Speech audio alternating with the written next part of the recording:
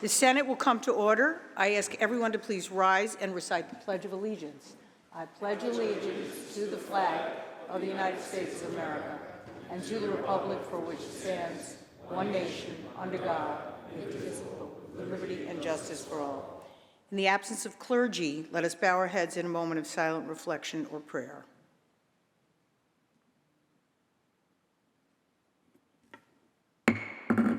Reading of the Journal.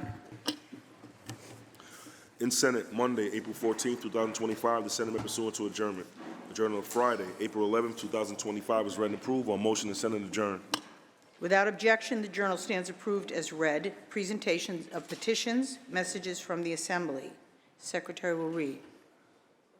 No? Messages from the Governor. Reports of standing committees. Reports of select committees. Communications and reports from state officers. Motions and resolutions. Senator Gianaris. Good morning, Madam President.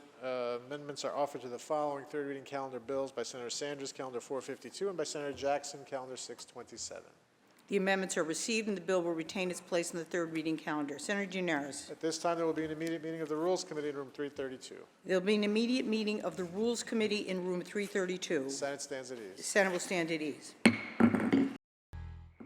The Senate will return to order. Senator Gianaris. Madam President, there's a report of the Rules Committee at the desk. Can we take that up, please? The Secretary will read. Senator Stuart Cousins from the Committee on Rules reports the following bills. Senate Print 1718B by Senator Hinchey, enactment of the Real Property Tax Law. Senate Print 7285 by Senator S. Ryan, enactment of the Real Property Tax Law. Senate Print 7399 by Senator Kruger, enact making appropriations for the support of government. All bills ordered direct to third reading. Move to accept the report of the Rules Committee. All those in favor of accepting the report of the Rules Committee, please signify by saying aye. Opposed, nay. The report of the Rules Committee is accepted. Senator Please Gianaris. take up the supplemental calendar. The Secretary will read. There's a substitution at the desk. The Secretary will read. Senator Kruger moves to discharge from the Committee on Rules Assembly Bill number 7923 and substituted for the identical Senate Bill 7399, third reading calendar 684. Substitution so ordered. The Secretary will read. Calendar number 684, Assembly number 7923 by Assembly Member Pretlow, enact making appropriations for the support of government. Senator Gianaris. Of necessity and appropriation at the desk. There is a message of necessity and appropriation at the desk. I move to accept the message. All those in favor of accepting the message, please signify by saying aye. Opposed, nay. The message is accepted and the bill is before the House. Laid aside. The bill is laid aside. Senator Gianaris, that completes the reading of the supplemental calendar. Let's move on to the controversial calendar, please. The Secretary will ring the bell. The Secretary will read. Calendar number 684, Assembly number 7923 by Assembly Member Pretlow, enact making appropriations for the support of government. Senator O'Mara, why do you rise? Yes, thank you, Madam President. I was wondering if Senator Kruger would yield for a few questions on this extender. Senator Kruger, do you yield? Certainly. The Senator yields. Thank you, Senator. To my understanding, this extender gets us through, or gets us until Thursday anyways. So just 2 days from today. And it gives appropriation authority for a little bit over $400 million. Is that correct? It provides $6.5 billion in appropriation authority to make payroll costs, and it's an increase of $434 million over the prior extender. Thank you. Madam President, the Senator will continue to yield. You continue to yield? Yes. Senator yields. Senator, with this past weekend having been Passover and Palm Sunday, and reading about the governor having been in New York City seemingly all day yesterday, can you tell us, have the three leaders met on this budget since we were here last Thursday? And what are the status of budget negotiations today? Through you, Madam President, I actually don't know whether the three leaders met over the religious weekend. I think a lot of us were busy with our family events in different religions. We're going to conference after session today, so I'll probably know more later in the day. Thank you, Madam President. The Senator will continue to yield. You continue to yield? Yes. Senator yields. Thank you. Now, is it your opinion, based on what you know, Senator, that it's still these really these 3 or 4 main policy issues that are holding up the entire budget? Madam President, it is my understanding that the governor is continuing to take the position that nobody really cares if the budget is done on time. And so she is following her own pattern of what issues she seems to want to prioritize or even talk about. So it's hard to know how much of the substance of the actual budget is still left to be resolved. And it is frustrating, I think, to all of us in this room on both sides of the aisle.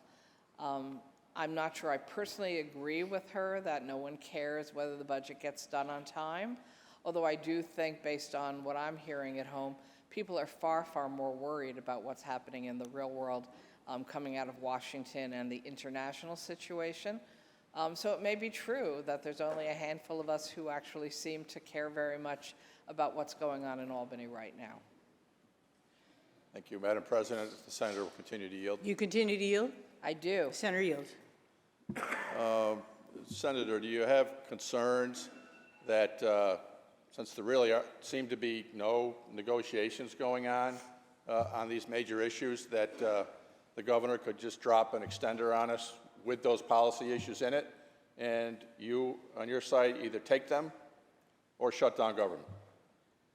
Madam President, I do think there are continuing discussions about many issues, just have not made it to the leader level where they need to be before we can complete the budget. So there are discussions going on. Our staffs are actually working very hard. And as far as the governor throwing other things into extenders, we've asked, and she's said, no, just straight extenders. So that's what I know right now. Thank you, Madam President. The senator will continue to yield. You continue to yield? Yes. Senator yields. Senator, can you tell us, aside from these 4 or so major policy issues that seem to be holding up the budget, what discussions are happening regarding the actual budget part of the budget? And that, I mean, dollars and cents, what they're being appropriated for, what programs are being funded in the operations of government. That more important side of the budget, is that resolved? It's not resolved, Madam President, but there are substantive discussions on many issues, and they were included in the One House budget documents of both the Senate and the Assembly. And so there are 3-way discussions among staff going on around those issues. Some of the really big and important ones, of course, are money for housing. There is a desperate shortage of affordable housing throughout the state of New York. So there were proposals about housing both in the city of New York and outside of the city of New York.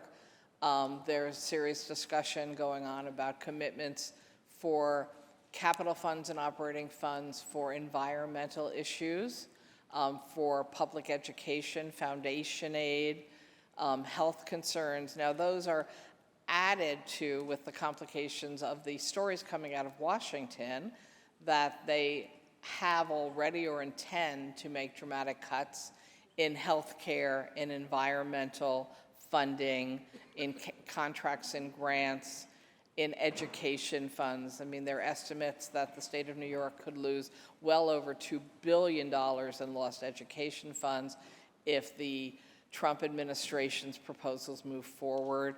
Pretty much everyone in health care, whether it's hospital care, health care, preventive care, research at our universities and our major teaching hospitals, no doubt are reaching out to all of us saying, do you know what we've been told might be happening next? So there's a great deal of concern out there, particularly in light of the hits the state, all 50 states could take from the Trump administration. And I know many of us spend a decent part of each day trying to urge our congressional representatives to stand up for our state and make sure that we don't take these hits. And I hope those conversations are taking place on both sides of the aisle. Thank you, Madam President. The senator will continue to yield. You continue to yield? I do. Senator yields. Senator, with regards to all the issues you just went through, have table targets been handed out so that those issues being discussed, they know what parameters of spending they have? No, Madam President, there are no table targets at this time. Thank you. Madam President, the senator will continue to yield. Yes. Senator, it's April 15th today. We all have to have our taxes done by today, or we get penalized. But more importantly than that, than our individual concerns with that and meeting that deadline, our school districts, a week from today, have to have their budgets finalized to be voted on in May. What can we tell our school districts as far as them putting together their budgets, which actually have to go out to a vote of the citizens in those districts? Through you, Madam President, I agree that school budgets are probably the one issue each year that is very real in relationship to the time frame of the state budget. I would urge all of us to reach out to the governor and urge our communities, our school districts, our boards, our associations of school boards and teachers to be making those exact requests of the governor, because I think we could probably give some level of assurance to the local districts about what the estimated education funds will be, even in light of not having a budget completed. But of course, we would need to get that information through the governor. Thank you, Madam President. That's all I have. Thank you, Senator Krueger. Thank you. Thank you, Madam President. Are there any other senators wishing to be seen and heard? Seeing and hearing none, debate is closed. The secretary will ring the bell. Read the last section. Section 2, this act shall take effect immediately. Call the roll. Addabbo, Gianaris Kruger, Ort, Stewart-Cousins, White. Results? In relation to calendar 684, voted in the negative, Senator White. Ayes 52, nays 1. The bill is passed. Senator Gianaris, who is joined today by his wife, Mariana, and Zoe and Orla, welcome to the Senate chamber.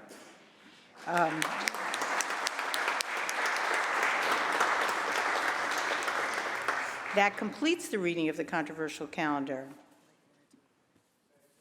President, this is what passes for a family vacation since we're stuck here. I think Senator White wanted to explain her vote on the last bill, if we can give her that opportunity. Oh, I'm sorry. Senator White to explain her vote. Thank you, Madam President. This budget that we've got this year is $250 billion. That's an enormous amount of money. It's billions and billions of dollars more than last year's budget. Using national issues to pause and to stall and to not have a budget conversation at the state level, it causes so many problems, especially for our school districts. Right now, they're struggling to try to put together a budget, and I've had lots of conversations with my superintendents. They need information. They need Albany to be doing their job, and right now, stalling is not a good idea. We need to be pushing and making sure, and using the governor as an excuse is also not. This may be her budget. We have a one house in the Senate. There's a one house in the Assembly. It's time to start bringing these conversations to the table. Having no table targets is unacceptable. It's irresponsible, and that's why I'm a no. Thank you. Senator White to be recorded in the negative. Senator Gianaris. Is there any further business at the desk? There is no further business at the desk. Move to adjourn until Thursday, April 17th at 11 a.m. with the intervening days being legislative days. On motion, the Senate stands adjourned until Thursday, April 17th at 11 a.m. with the intervening days being legislative days.